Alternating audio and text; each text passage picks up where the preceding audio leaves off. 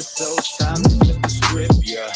Cruising through the bay on the fucking air, battleship sold up, screaming out, Buc what you heard. So Buc what you heard. So Buc what you heard. So Buc what you heard. Welcome to another edition of Buc What You Heard. My name is Gene. You can reach me at Buc What You Heard. And I love talking football. You can follow me. I'll follow you back. It doesn't matter what team we're talking about here. Another week closer to the end of the season. I'm joined by my co-host, Michael Pless. How you doing tonight, Michael? All right. That's what I'm talking about. It's just been crazy, man. This has been one of those seasons that's been extra disappointing because the way this team started, you thought that they might find a way to win some games, but in typical Buc fashion, they've been doing what they normally do. I want to kind of get your insight on the game. I know in the chat, everybody's talking about Jason Light and Dirk Cutter. We will be talking about them quite a bit today, and I just, I don't know what else they can do. I don't see how this coach can improve if they don't make adjustments. I don't see how he helps this team. And for the people out there that are Dirk Cutter fans, I'm gonna get to you in a minute, Plas. The people out there that do want to give Dirk Cutter another year, I ask you this: do you see him deep in the playoffs, coaching this team and being successful, coaching this team to a win? That's my question to you. If this is your guy, do you see him showing that ability? Because I don't. And with the timeout, I'll get into that a little bit more. But with the timeout, I mean, it's like, what else can you do? And plus, I want to get your thoughts on all this. Yeah, I mean, last week was just, it was a typical Bucs game so far. I mean, it's pretty much repeating what we saw last year in 2017. It was pretty much the same thing. I think there was a couple games last year where we had the same thing of delay of game or not calling the timeout, stuff like that. So it was just kind of repeating itself against the Cowboys. I mean, you're sitting at 4th and 1 and you rather take the penalty so you can back up and have more space to run your stupid routes that you run every week as far as vertical routes and stuff like that. So I don't understand it. I mean, it didn't make any sense to me. But hey, that's Dirk. I mean, he's going to do what he's going to do, but I don't see him moving forward. I think he's going to be fired here shortly after this week's game, and we'll be moving on to a new search. The bigger question is, do we keep Jason Light? That's probably the more up in the air scenario, but yeah, I mean, this team, and that's the question you have to ask, does this team have talent and it just needs coaching, or does it need both? I mean, it probably needs a little bit of both. I think you need a little more talent, but I mean, the biggest issue right now is coaching. I mean, that is by far the number one issue. Yeah, I totally agree with you. All things Bucs, what's up? Corey Flash, TC Baby 1, Sin A. Eric Hardnett is going in. He's talking about everybody needs to be fired. When I look at this team and you look at the offense and what they were able to do with the offense, yeah, they put up a lot of yards, but they didn't put up points, and those points didn't translate to wins. So right, it looks like they have talent, maybe talent that could be used in a different way to put them in a better scenario. So there is that. The way I'm looking, and I'm trying not to let my emotions be a big part of this. I look at the players that the Tampa Bay Bucs have, and one thing that I always question is training staff. And I know that's not a big deal. I realize there are injuries in the NFL, but the Tampa Bay Buccaneers have had an ungodly number of injuries going back to 2014. Every year, whether it's a free agent, a draft pick, somebody's getting injured, and it looks like they just need half the season to get healthy, and then you make that run towards the end of the season. I don't know, but something needs to change. I mean, I look at Vita Vea right now, and what he's been doing since he's come back from injury, and how he's catching on to the speed of the game. And this is what we should have expected from him. Maybe I would say 4 games in or midway to the season, had it not been for that injury. Mm-hmm. No, you're absolutely right. I mean, Vita is probably one of our best defensive linemen right now, and he's playing very well. So, but I mean, back to the offense, you made a good point, getting yards but not getting points. And a lot of that is because of number 77. I mean, disrupting drives. So, EJ Benenoch. Yeah, and that goes to coaching. I mean, they keep putting this guy out there when they know he's just not very good. You have to have at least some better solution. And, you could put Alex Kappa out there and he'd probably do the same thing, but at least he's someone that could get better. He's a rookie. Yeah, I don't get it, but that's the big problem right now with the offense is the offensive line. You have Donovan Smith out there who's just lazy and continues to, do bad things as far as giving up pressures and sacks and giving up on plays when it's a free play. And so it's just, and it's been getting continually worse. I would say the past 4 or 5 weeks has been getting continually worse. I think this last game was probably the worst game I've seen him have. And, it should have never happened. It is one of those things, but again, you don't have that depth at offensive line. And it's something that, again, it needs to be addressed. Just like the defensive line still needs to be addressed to some extent, but they've played a lot better than how they were coached early on in the season. So I'm not sure how you go from here. You don't want to throw the baby out with the bathwater. You want to make sure that you're keeping some players that you can use. I mean, I look at like somebody's TC's mentioning Nassib. Nassib's playing good. JPP's playing good. I mean, they've got that rotation healthy, and that's the rotation we should have seen all season. But because of injuries, you just haven't seen them consistently out on the field. Yeah, no, I agree with that. I have no problem with the defense right now. I think defensively, you don't really have to make many changes. I like the personnel on that side. I like the way they're continuing to get better. And that's the problem I have. You can go back to 2016. The regression of the offense is my biggest problem, and it's continued to happen every year. The offense gets off to an okay start, and then they regress towards the end of the season. Right. Same thing's happening, the last year, and now it's happening this year. You look at the offensive line, they started off pretty strong this year. They actually were okay, and then they've continually to regress. Now, I know you have some guys in there that have been injured at times. Maybe they're playing through injuries. I know that plays a part.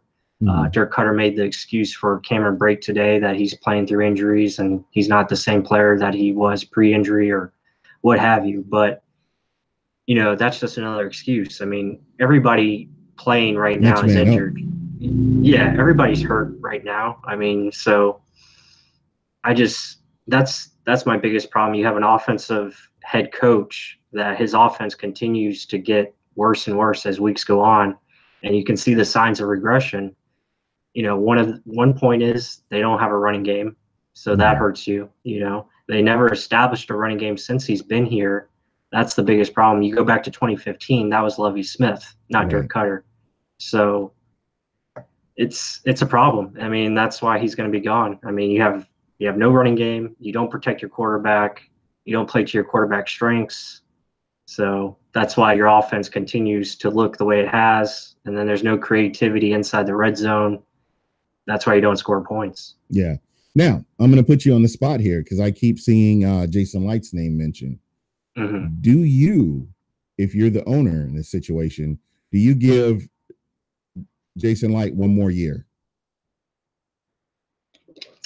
I don't know. I think for me, personally, I would like to see him stay, but I think you have to, if you keep Jason Light, I think you have to make a commitment to Jason Light and make sure that he's going to be here for the long term. That's pretty much giving him another 3 to 5 years to see what he can do with a real head coach that he wants. Remember, I don't think he really wanted Dirk Cutter.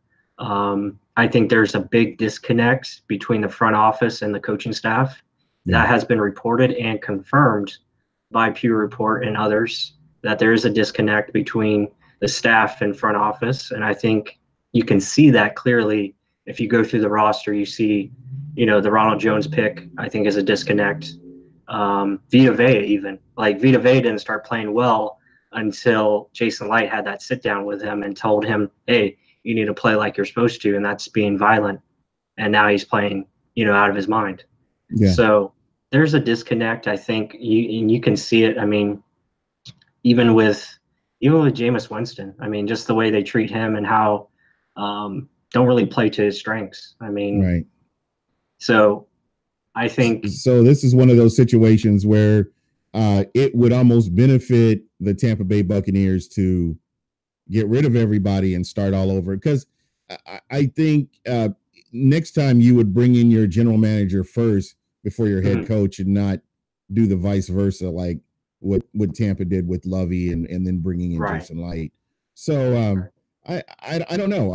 I'm personally torn as I take a step back and look, and I just wonder what this team could do if everybody just stayed healthy. And I think that's the drawback for me. That's where I'm conflicted, is because I look at the players I look at the players on this team, and I look at how they're playing when everybody's healthy and everybody's working together. And then I look at the offensive side of the ball, and I'm like, man, the play calling it was good, and then it's just kind of regressed. And nobody can tell me any different.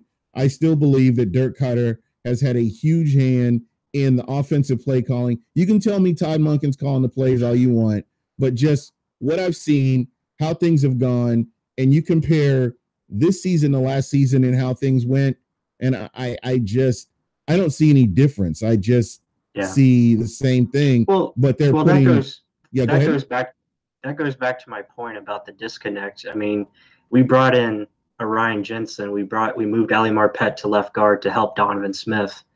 Those three guys you would say are better run blockers than they are pass blockers, correct? Right. So right, absolutely. Same thing with Caleb Benenoch. He's probably at least a better run blocker than he is pass blocker.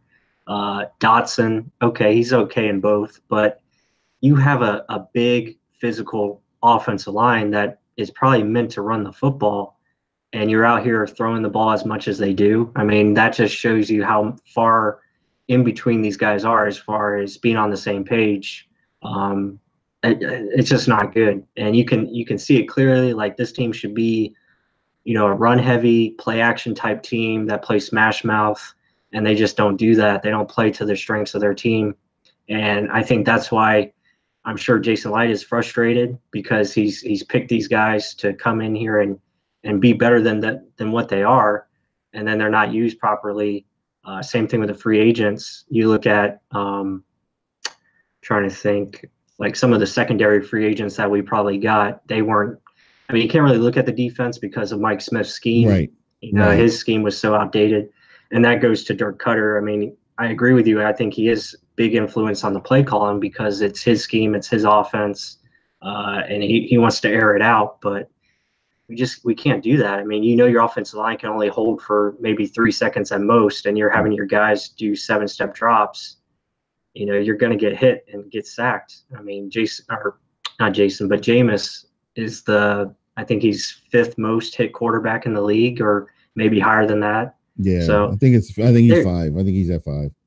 Yeah. I mean, so the dysfunction, is not good between him and Jason Light. And that's something that I think's got to change. I mean, if you fire him and you fire the head coach, I understand it, because it's okay to start fresh and bring in someone new.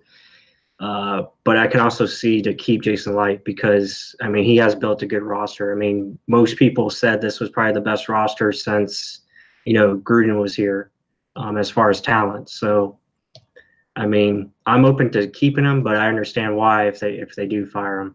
Yeah, most definitely. What does he have? He has another year on his contract, right? That is correct. Yeah. Yeah. So I don't know. I would let that year play out. I think as far as talent, I know a lot of people don't like Jason Light because their guy didn't get drafted. I see a lot of that, especially, I see that with other teams, but especially in Tampa, a lot of people don't like the GM. They want the GM to fail because their guy didn't come in. I get that. I understand. You root for the team however you want to. I'm not saying this wrong. The way you do things is wrong, but it's just it is what it is. And I'm biased. I mean, Jason Light, he follows me on Twitter, so I'm kind of biased towards Jason Light, and I want him to stay. I mean, I message him time to time. He never answers me back, but I know he sees it. So, I mean, I think he's a good guy. He's a good guy most importantly, but I think he knows football and he knows talent, and he just needs the right coach with his kind of mindset where we're going to be physical and hold people accountable. I think, but they have to commit. They have to commit to him. I just don't want to see him here for a year and then he's gone, and then the head coach picks a GM that he wants, and then that might not always work. Yeah. So I'm hoping he gets to hire his guy. Yeah, that would be great if he could do that. That's I think that's been the big issue. I think the Glazers, and maybe I'm wrong here, but I have heard rumors that the Glazers were a huge influence on Dirk Cutter being the guy that stayed, that became the head coach only because of his relationship with Jameis Winston. Now, and I've said this last week and I've said it the week before, just the history of how Tampa has acquired head coaches going back to John Gruden has just been it hasn't been the conventional way of getting into, getting this team on the right track or getting the right coach. Mm-hmm. Yeah, I mean, they need to do a thorough search. I mean, this time around, I mean, I think they hired Lovey like 3 days after they fired Chiano. They didn't take long to hire Dirk Cutter either. So, I like to see, at least a few guys, hopefully some new names get interviewed. I know they're going to probably be interested in, some retreads like Mike McCarthy or Jim Caldwell, or, maybe a Bruce Arians. I don't know. I'm sure they were interested in John Harbaugh, and maybe that's the guy they still go after. It just depends. I know he's probably going to sign an extension, but we'll see. I just hope they go after someone young that has some modern ideas that can adapt to this league the way it's being played now. Chris Richard is a big name out there that's being talked about. Wouldn't mind him. Dan Campbell, Eric Bieniemy, one of those guys that I think could change the culture of this team. And that's the biggest thing that I think this team needs is you got to have a guy that's going to command the locker room, but hold these guys accountable to make sure that everyone's doing their job. Right. Caleb Benenox continuing to make the same mistakes, that shit can't happen anymore. I mean, same thing with Donovan Smith. That stuff's got to go. You got to get that stuff out of there. Brent Grimes and Deshaun Jackson, those guys, they can't be here. I mean, if they're not willing to play for the team and do what the team asks, then no, you got to be out. So that's what I'm hoping they find. Yeah, most definitely. It's crazy how these guys, I don't know if it's favoritism or what it is, but it just doesn't make any sense to keep continually putting these guys on the field, especially Caleb Benenoch. And I think he frustrates me more than anybody on the field, just based on some of the awkward positions I see him in, where he just messes things up. I really don't know how to explain it. When you look down the line, I mean, he's coming up on. He's somebody where you can upgrade where he is. That would probably be my primary move. Would be to upgrade where he is.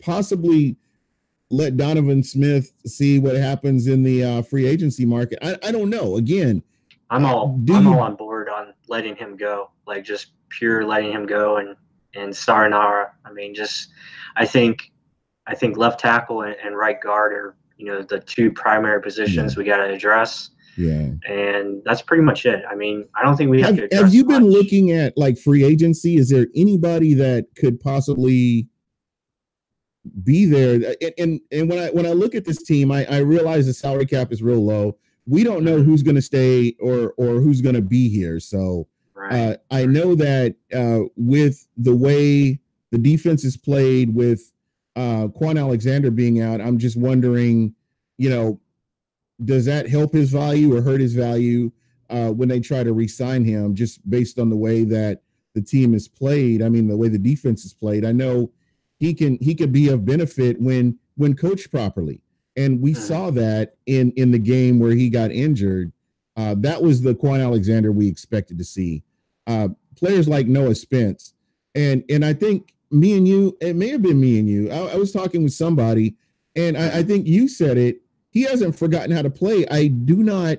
It baffles me that he's not seeing the field as much as anybody else. And I understand with Nassib and with JPP, but again, there are players that he's one of those players you should be able to bring him in and get some use out of him, I would think.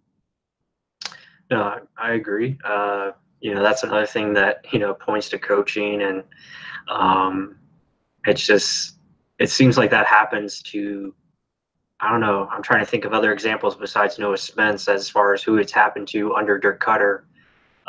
It seems like guys just, they'll play here and there, and then they do something wrong or whatever, and they get buried down under the depth chart, but I think he still has talent. Again, he put on a lot of weight, and that goes to the coaching staff as well. They told him to lose this weight and then put on weight, and just there was no real direction given with Noah as far as his development. Right. And I think that kind of hurt him too. So, he's a guy, I mean, he could come out of nowhere next season. Same thing with Kendall Beckwith. Yeah. Back to the Quan Alexander, I think they can re-sign him for pretty fair value as far as for the Bucs. I think the ACL injury hurts him quite a bit. I think he'll be much cheaper than they thought he would be as far as on our open market. Right. So it wouldn't surprise me if he gets like a short-term deal, comes back with the Bucs, kind of on a prove it kind of thing, and if he does well, then he'll get his money. But inside the walls of one Buc, I know a lot of people like Kendall Beckwith, and they thought he was actually, good enough to replace Quan at middle linebacker. The problem was he got hurt this year and couldn't really see him. So that'll be something to look for, to see what they do. And I'm kind of curious how severe. I guess this was a pretty severe injury for him to be out the whole season. Is this something that he can recover from, or have we heard anything about where his progress is on his injury? I think he was okay. I think they just didn't feel it was necessary to bring him back, I think it was like half of the season left, and they just didn't feel at this time it was worth, risking. So they just shut him down, for the rest of the year, make sure he's at 100%, and get stronger and get better for next year. Yeah. And again, when you look at this team, there are players, and we talked a little bit about Brent Grimes. I think Brent Grimes should retire. He's right going off to. right off into the sunset. I thought that he pretty much retired this season, just based on some of his play. It just, his heart wasn't there. I don't know if it was that or physical, but he just wasn't the same player you saw last year. And with all the injuries to players like Brent Hargraves and some of your other secondary players, it really hurt. It really kind of stunted this team. So I don't know. Yeah, I mean, like I said earlier, I think defensive personnel, I think you're okay actually there, especially if you get a guy that can, coach this team up and help them as far as scheme wise and play to these guys' strengths. I really like what I'm seeing out of Vita Vea and Carlton Davis. So those guys are playing outstanding. I just like to see it continue, but I think they have a good nucleus there on the defensive side of the ball. Of course, they can add to it. I'm sure they'll add some corners and maybe add some more depth to the defensive line and maybe add a linebacker or two. Who knows? But for the most part, I think their starters are good enough to be a decent defense, especially in this league where it's a scoring league and you're going to give up some points. And I think so far under Duffner, they're allowing, I think, under 25 points a game, which is good. Yeah. I mean, if you can do that and you have the offensive personnel capable of scoring 28 a game, then, hey, you're in good business. Yeah, you got to be on the winning side of those 7-point games. Just kind of going. I just go back to all this, and you wonder what this team would have been like if you had a decent defensive coordinator. And it's crazy because me and you, we can go back a couple of years and we're like, okay, that was a good free agent move to bring Mike Smith back in here. And then you look at nothing changed. It all stayed the same. I mean, the schemes were the same. There was no imagination. And we're talking about the NFL, a league that evolves every year, and it becomes more and more offensive minded every year. And you're running plays from the early 2000s, and that's not the league anymore. You have to evolve with the league, and that's goes to your point when you're talking about a younger coach, a coach that's now I would say a younger coach, but a coach that's able to evolve with the league and keep the defense up to where they can be out there and be competitive. And that's what you're looking for. You don't want the defense to be a liability like they were the first half of the season.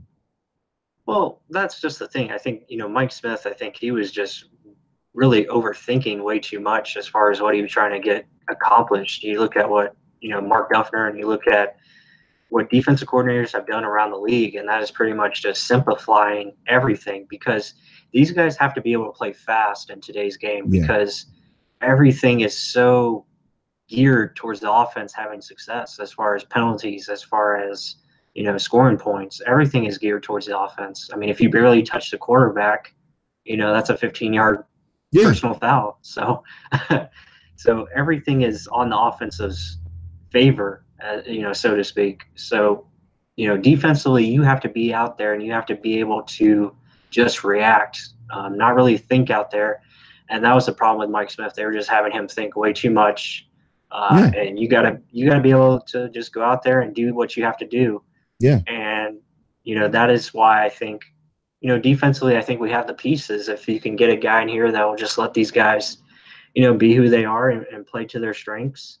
Same thing offensively. Offensively, we just got to shore up the offensive line. I think that will be the main things going into this offseason is offensive line, finding the right coaching staff. Well, let me rephrase that. Finding the right coaching staff is number one. And then offensive line and finding a running game. I think if you can do those three things and then, add depth here and there, I think you'll be okay. This team has what it takes. You have some very core pieces that can win a lot of games if they're used properly. I said this to Tom Metrics, earlier today on Twitter. I was like, you can have all the talent in the world, but if talent's not put in the right direction, then it's just going to be wasted. And that's pretty much that's what's happening with the Bucs right now. Yeah, most definitely, man. I don't know. I think this team, they do have the pieces. They do, with the exception of the running back. I like Peyton Barber. Don't get me wrong. I think Peyton Barber would need to be paired with a different running back. They need a guy that can do all three. They got to have a guy that can, run, catch, block, do it all. Yeah. I think Peyton Barber, I mean, if you want to do a comparison, he's like the Mark Ingram of the Saints. We need an Alvin Kamara. Yeah, that's what we need change to the pace back. Yep. Yeah, and we just don't have that. And again, it's one of those things we missed on running backs this year. I'm not sure. I haven't really looked at the picks for this upcoming season. I'll get into that, in a couple of weeks. I need to kind of clear my head after this season. I've already started.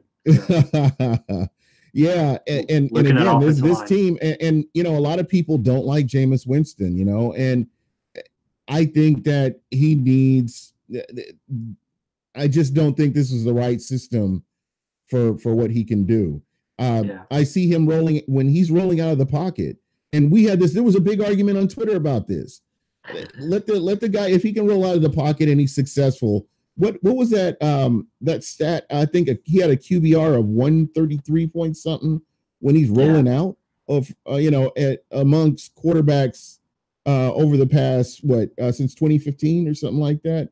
Really, it's some kind of crazy stat, but he's pretty accurate, when it comes to that. So I don't know. I think this is one of those things where I would like to see a coach come in and see what they could do with Jameis Winston and this scheme. You know, you've got OJ Howard coming back healthy, Cameron Brate, you've got Mike Evans, and you've got Chris Godwin.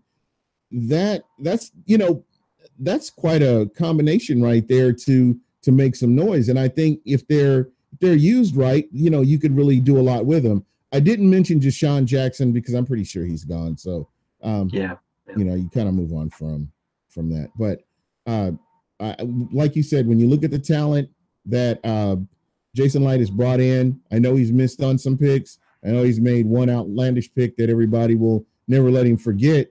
But I say let him finish out that contract. I think it's time to let your GM go ahead and get all the way through, and let's see what happens. Adam Humphries is a guy that I hope they re-sign him.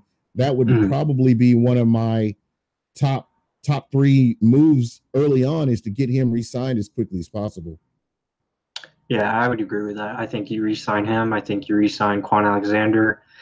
I would let Donovan Smith go, right. And then I would figure out what you want to do as far as the rest of the guys, as far as who you want to bring back for depth and stuff like that. But right. As far as free agency, and again, I haven't really looked in free agency because it's hard to judge. I kind of wait till I really know who's going to be available. That really just depends on who's going to get signed back. And once you get a good list of who's going to be out there, then you can start digging into that and seeing who fits your strengths. But again, it's all going to change because we're going to have a new head coach. Yep. We're going to possibly have new schemes. Mm-hmm. So there's going to be some changes. Are we going to go to a 3-4? That's the big thing too. So it just depends on who's running what and who you have as your staff, and so all that you have to look into it. But if Jason Light is back, then you at least have an idea as far as who he likes to get, and right. That's why I think if he's able to pick the head coach, I would expect us to get someone that's going to have a a mental toughness to them, and also a physicality that they're going to want to bring. And I think that'll be a good sign. I really believe that he should be allowed to have a lot more say in who is going to be the head coach here. Considering considering when he came in, Lovie Smith brought him in. It wasn't vice versa. It's just one of those weird occurrences where the head coach picks the general manager, and then the head coach gets fired, and just the way everything has progressed, man. And I keep going back to this because it's frustrating for me. The Bucs have never conventionally gone after getting a head coach, and it's hurt them. And I think it's something that they really should consider. I mean, everybody should be considered and there are people that like Mike McCarthy. I think Buck the World Forever said Mike McCarthy. I'm not big on retreads. And he's Dirk Cutter 2.0. Yeah. and I think when you've got one of a first ballot Hall of Famer in Aaron Rodgers under center, I think, it kind of, it helps you, how you look as a coach. So I don't know. I don't, not real excited about him when I hear his name. But there are other guys out there that, I would say, hey, let's give them a look and let's see what happens. So again, we don't know what's going to happen. They still have this one game in front of us. I know a lot of people are talking about the Bucs losing this game against the dreaded Atlanta Falcons, and going out and getting that pick. And I think what are the Bucs looking at, number 5? Right now they're at number 6. I mean, they could possibly move up all the way up to number 4 if they get everything go their way. But we'll see. I mean, if they win on Sunday, then they'll probably be picking around 10. So it's, I mean, kind of a big drop. But I don't know. We'll see what happens. Drop. Yeah. So and again, that I see where people are saying, but again, if your general manager, depending on who the general manager is, he's got to make the most out of whatever position they pick at. I mean, when you consider the Bucs were at number 19 and they got OJ Howard, that he kind of fell in their lap. I mean, anything is possible. We've seen what Jason Light can do with draft picks. I mean, to get Vita Vea and then be able to pick up 2 cornerbacks, you know, there's a lot that can be done. There's a lot you can do, you know, with these picks. So I do expect, you know, I expect good things to happen this draft. I think that, you know, you can actually get some pieces and actually work on depth as well. I think this is one of those drafts that you know, the cupboard's not totally bare. There are just some places where you can do upgrades, and there are other places where, you know, you can get somebody who could possibly step in and take somebody else's job. Yeah, and that's a great point about, you know, the draft picks as far as, you know, where you're slotted and, you know, making sure you pick the right guy. You know, and I think that's been kind of the problem the last couple of years with, you know, I talk about the disconnect between the staff and the GM and their scouting staff. You know, you're picking these guys when you're picking, you know, whoever it may be, you got to make sure that you have a plan for that rookie. You got to make sure you understand that you got to be able to put him in a position where he can be successful as far as within the scheme.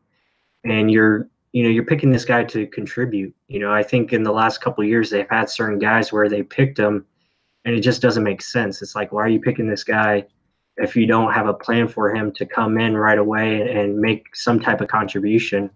You know, I'm trying to think of examples like the Kendall Beckwith pick, for example. Oh like, yeah, that didn't really make sense to me or you at the time. Yeah, I was pissed. And it's and it's like, and that's where I can kind of see like the disconnect. It's like, you know, for every draft pick, and that's why the Patriots are so good as far as how they draft, is because they draft with purpose, and they draft with, you know, a reason to bring this guy in. They don't just draft a guy because he's the best player out there. They have, you know, obviously you want to take the best talent available, but you got to make sure you have a plan for that talent, that he's going to be successful once he gets into the building. Right. You know, and I just don't think that's been the case for the Bucs over the last couple of years.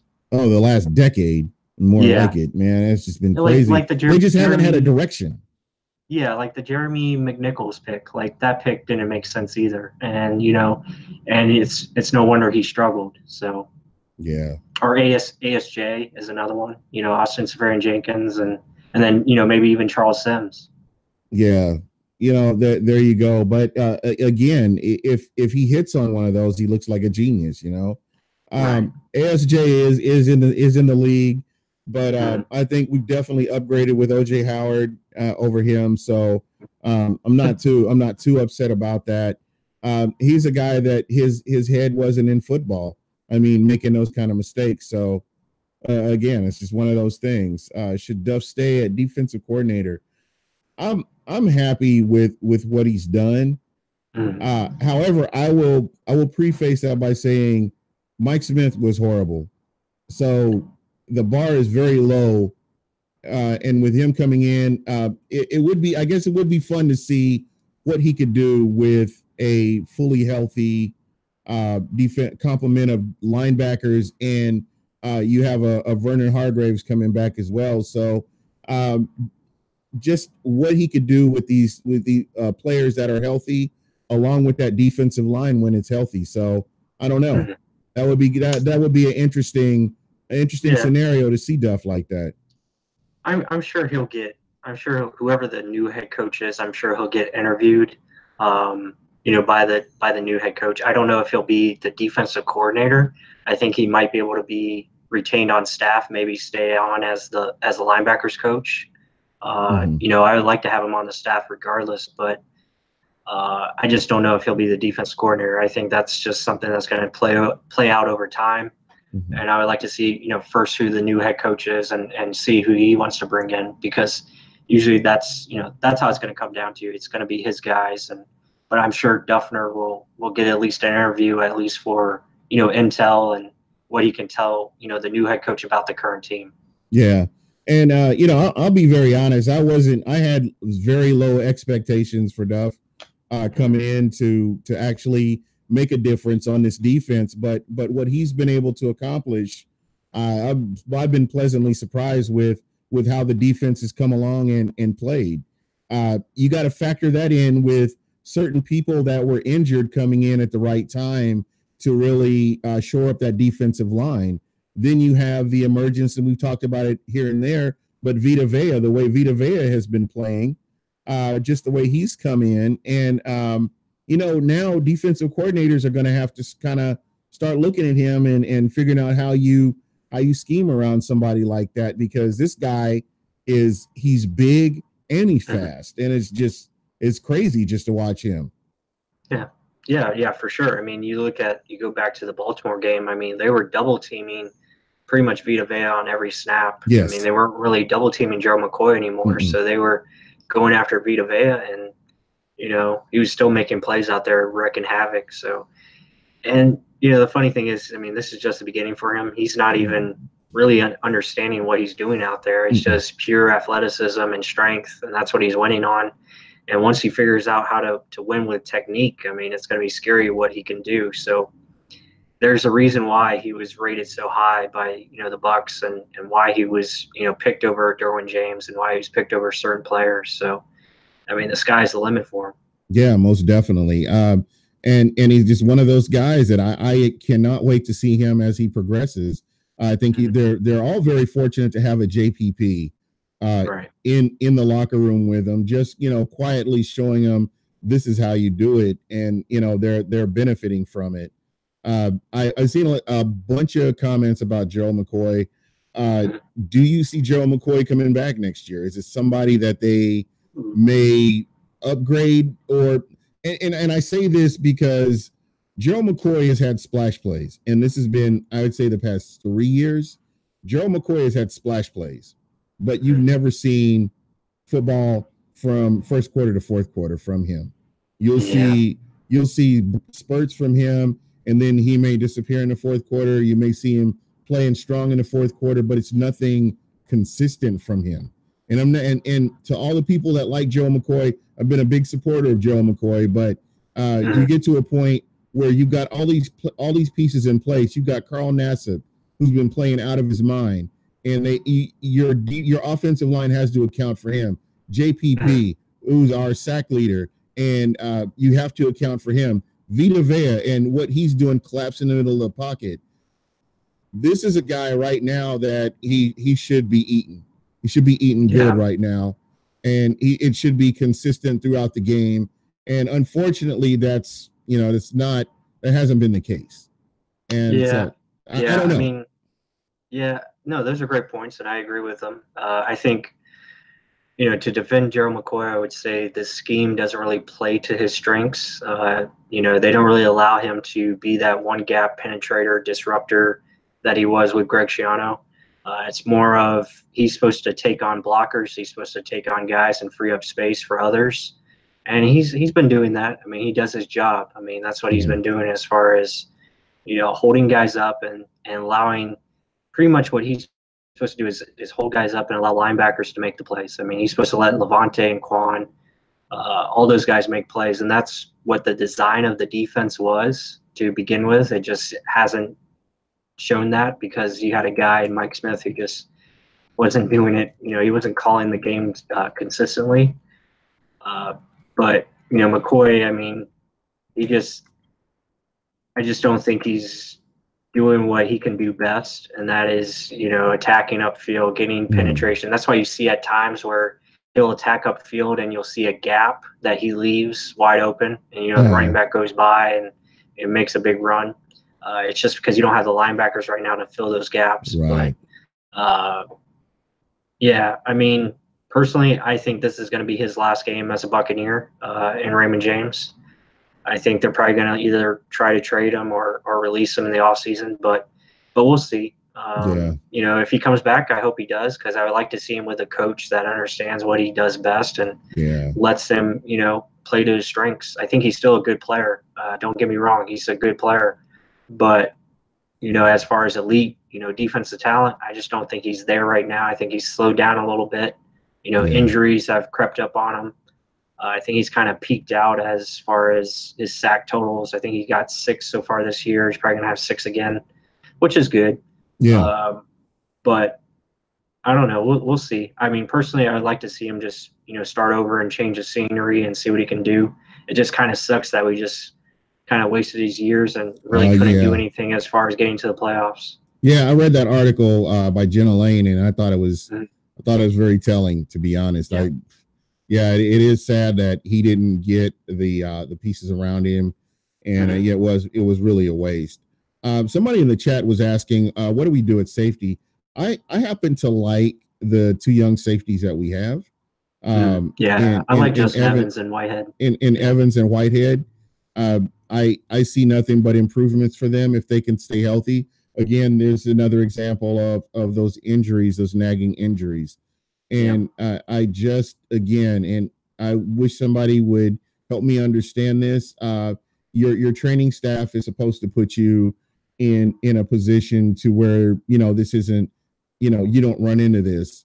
There's a place here over in Scottsdale called Shutdown U, and they have cornerbacks that come from all over the country that come here and learn about technique, how you stand, how you run. I mean, they even turn people into, they reteach them how to run so that you're not getting injured, so you're not getting those hamstring injuries because of the way you're running. So a lot of technique, and there's a lot of things that can be done. And again, I realize that there are injuries that are just unavoidable because this is the NFL, but the Buccaneers have had an ungodly number of injuries just over the past 4 years, and it's just been, it just depletes this team, and you just don't have enough players to really rebound from any of that. No, for sure. I mean, you got to get a good, strength and conditioning coach. You have to have the right training staff. And hopefully that's something they look into with whoever the new hires are going to be. I saw, it's not surprising, but I saw John Gruden fire his strength and conditioning coach.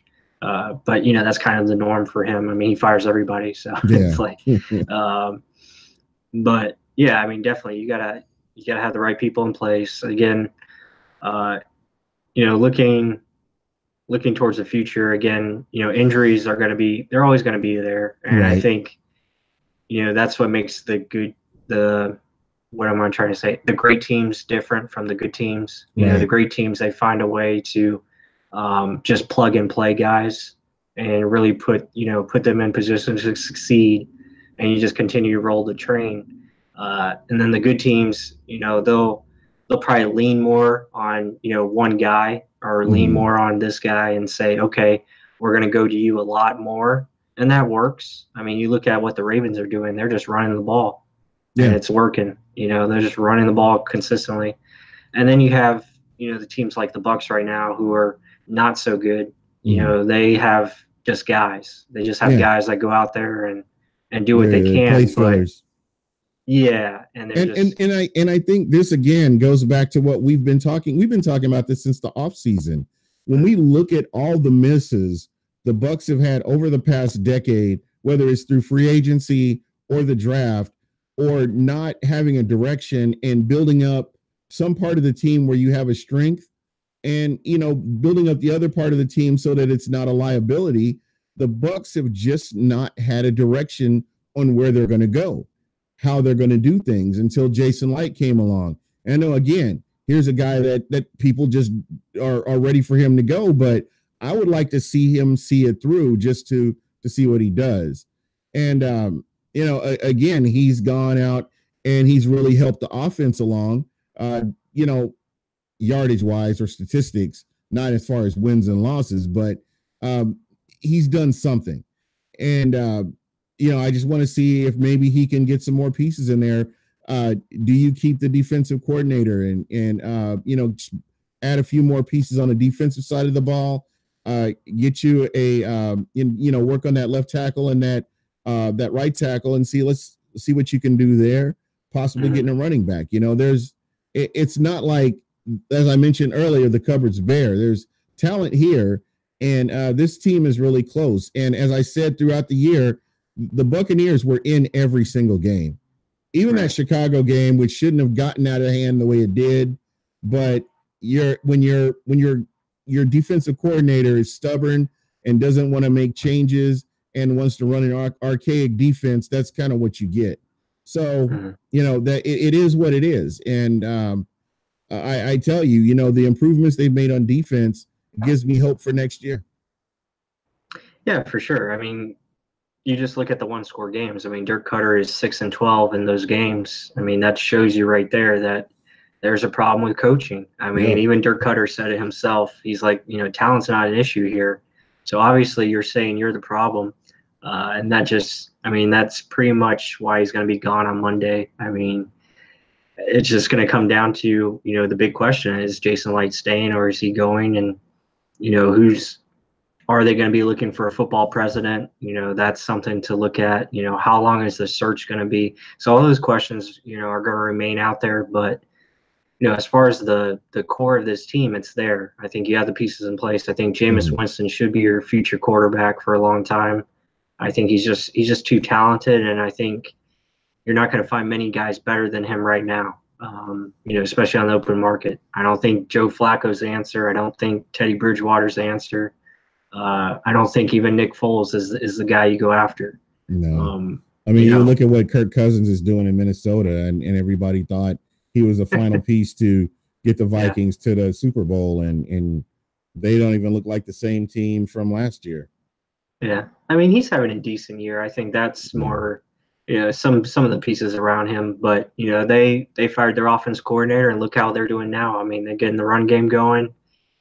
Using Kirk Cousins to his strengths, which is, play action and rolling out of the pocket, something Jameis Winston should be doing. So it just shows you, what good coaching can do for certain players.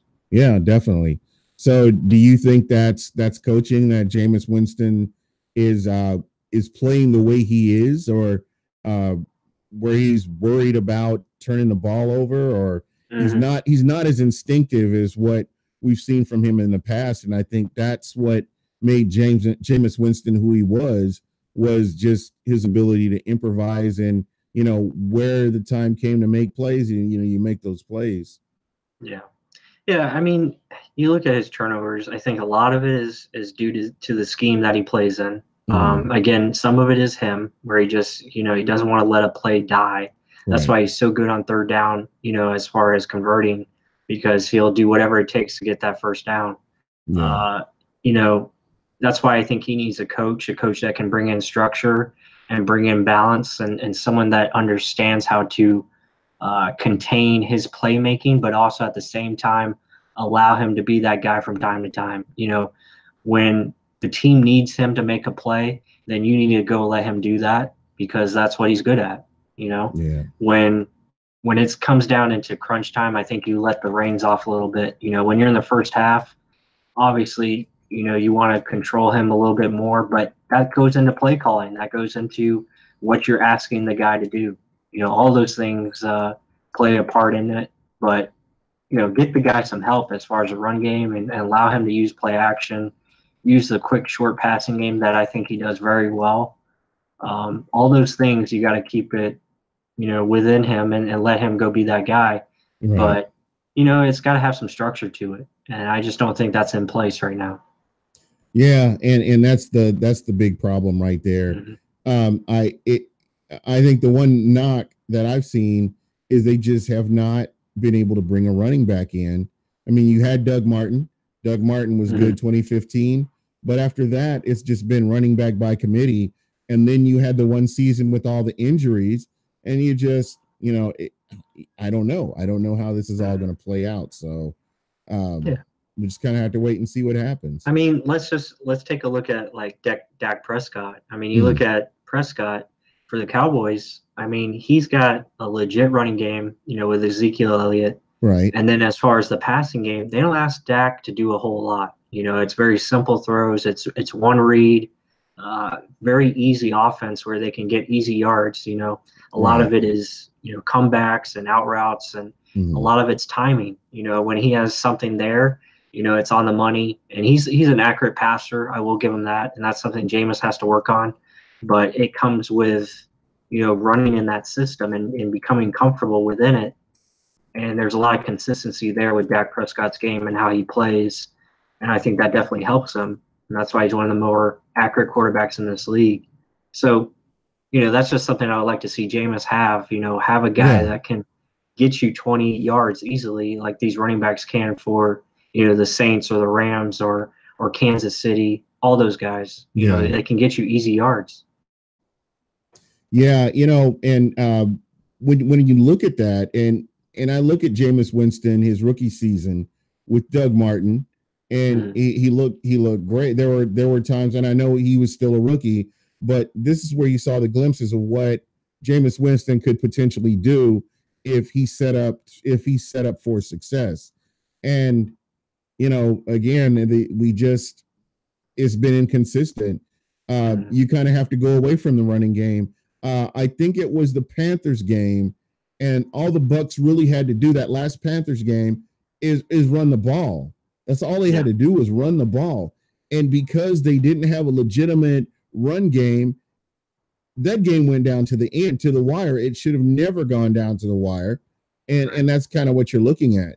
Now, Jason Light can redeem himself by getting a legitimate running back in to help Jameis Winston.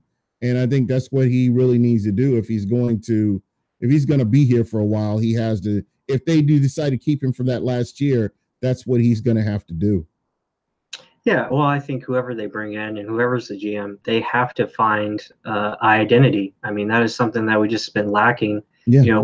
You look at this offense, we don't know what it is. I mean, what do you hold your hat on as far as the offense goes from week in and week out? You just really don't know what they're going to do, each week. There's nothing consistent with it. There's no, okay, we have this play. We know we can get this play to work.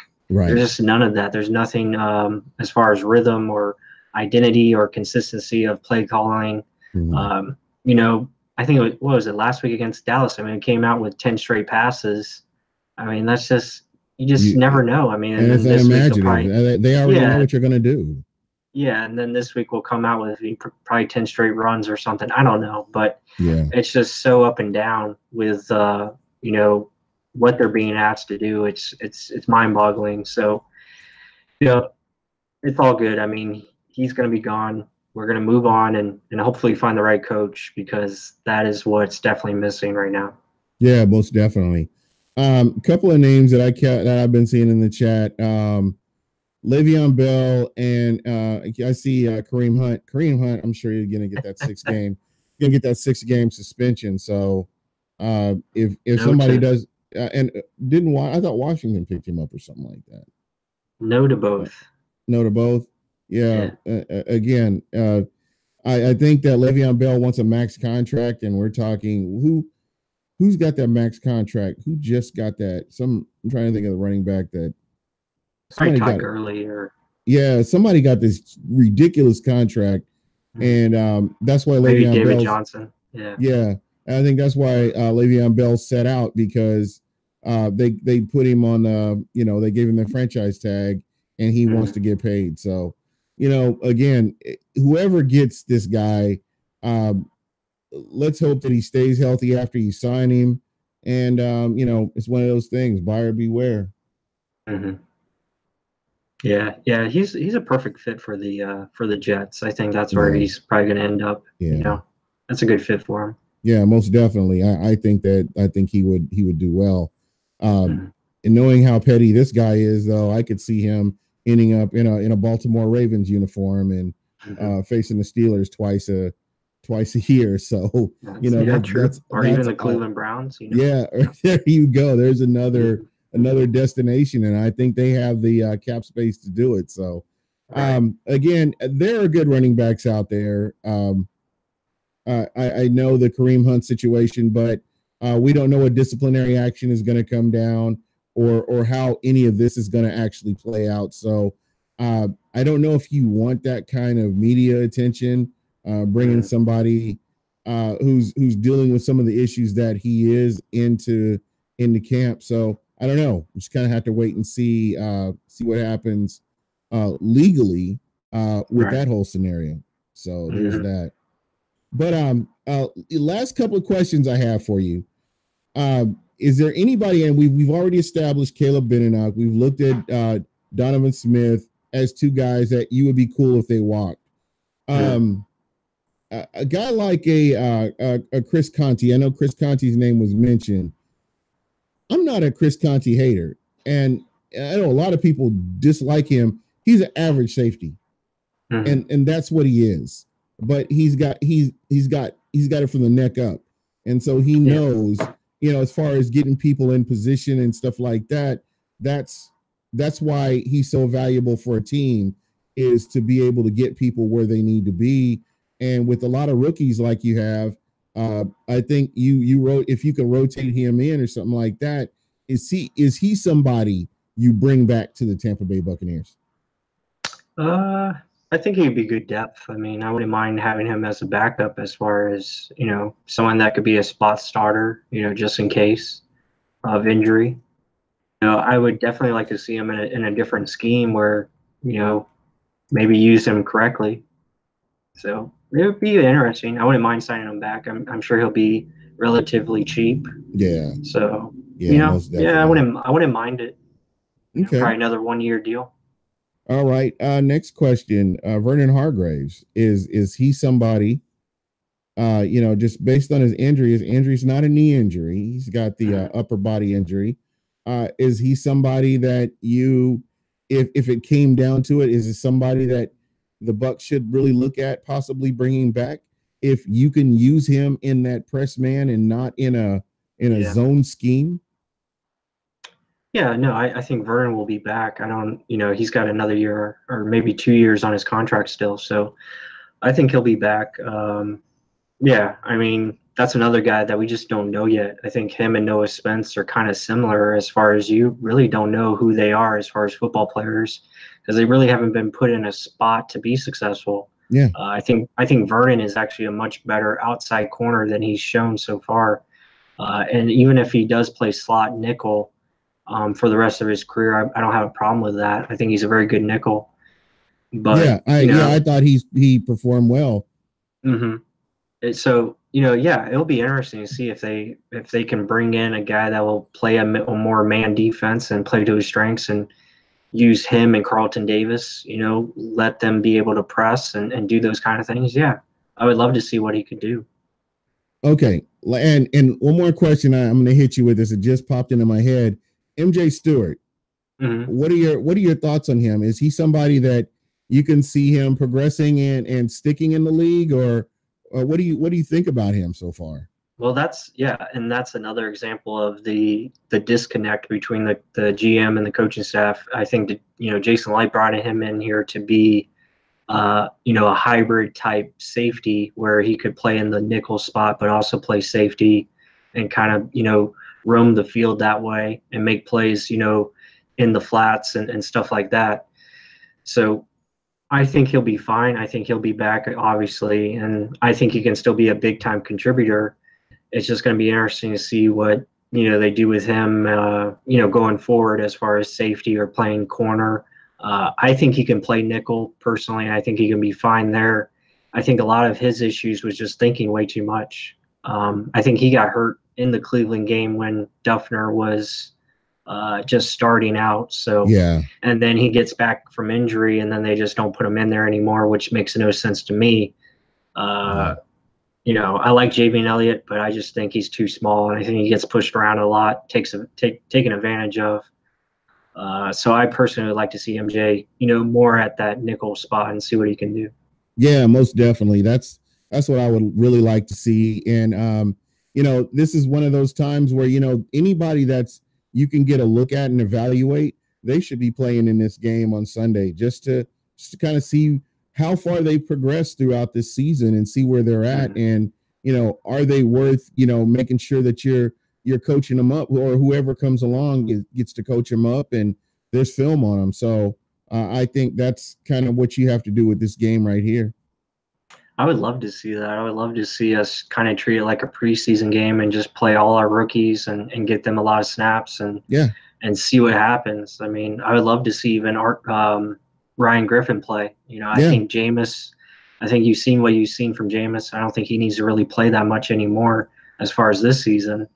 And I would just like to see, the Ronald Jones and the Alex Kappas and all those guys get in there and see what they got.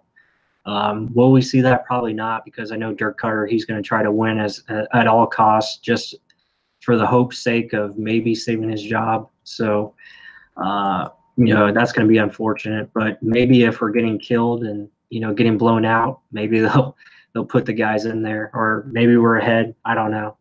Yeah, I don't know. I just don't see Julio getting 200-something yards now that Mike Smith is gone, and they can actually scheme some stuff. So that will actually be a good matchup. I'm actually looking forward to Carlton Davis versus Julio and see how that plays out.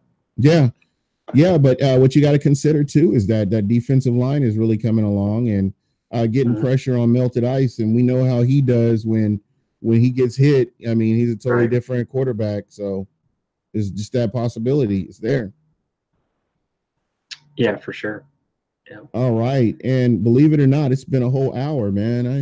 I love talking football, man. We will be doing more of this in depth. Our special guest who's supposed to be on with us had to cancel for other work related reasons, but we'll have her on next week, and I think you'll really enjoy it.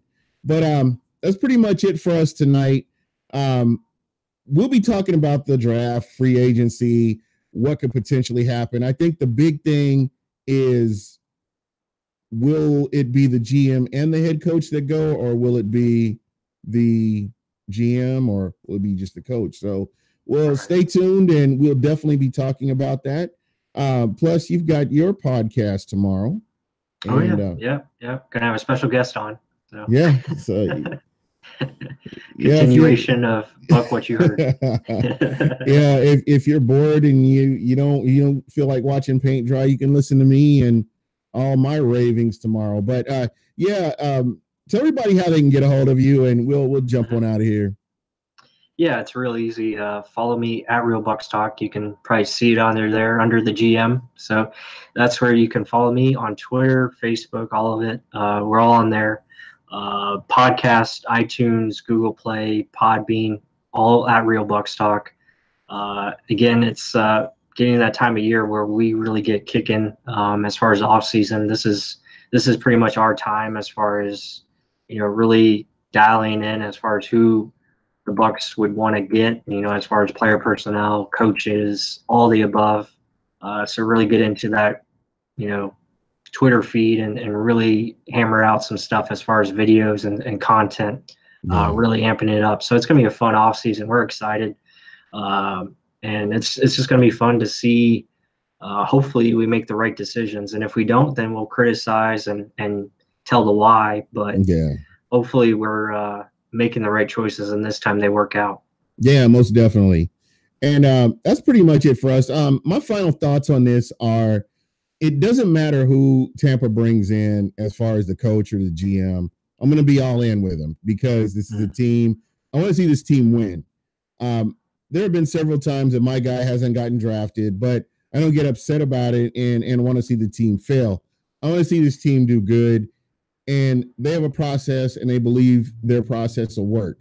Whoever the GM is going to be, they have a process, and that I'm sure they believe that they want their process to work as well. So you got to keep focusing on that kind of thing, and hopefully, all that kind of plays out, and we just kind of make it work. So that's pretty much it for us. But I just want you guys to know, whoever it is, we'll be here next year.